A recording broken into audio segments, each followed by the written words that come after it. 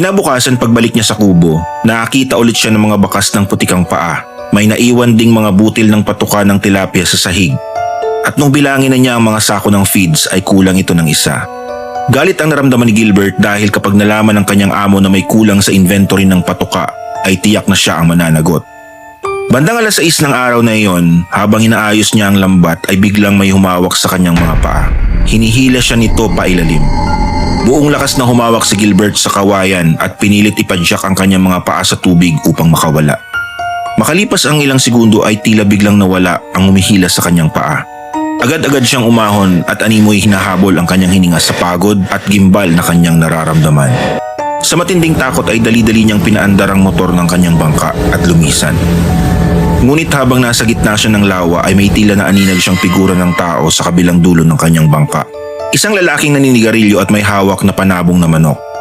Nang matitigan niya ng maigi ay nang hilakbot siya sa itsura nito. Kumampas sa kanya ang kakaibang amoy na tila'y nabubulok na laman. Ngunit nang kumurap siya ay bigla na lang naglaho ang imahe sa kadiliman. Hindi siya nakatulog ng maayos ng gabing iyon. Napagtanto niya na may kakaibang misteryo ang nagaganap sa lawa. Dahil sa takot, gusto na niya munang tumigil sa pagbabantay ng fish cage. Ngunit nang maisip niya ang kanyang pamilya ay wala rin siyang ibang pagpipilian.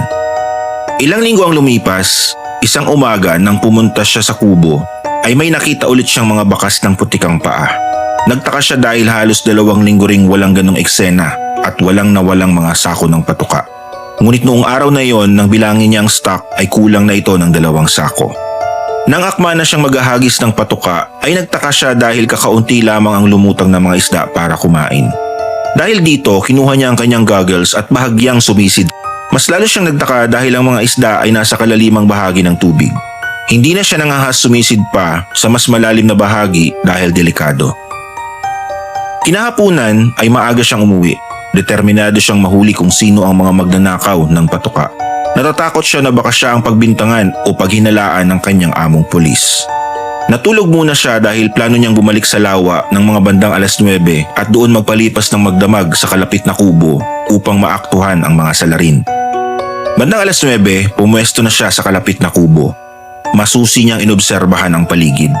Bandang alas 2 ng madaling araw, nang tila dinadalaw na siya ng antok ay may narinig siyang motor ng bangka na papalapit sa kinaroroonan niya.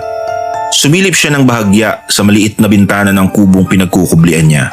May nakita siyang isang bangkang di motor na tumigil sa kanilang kubo.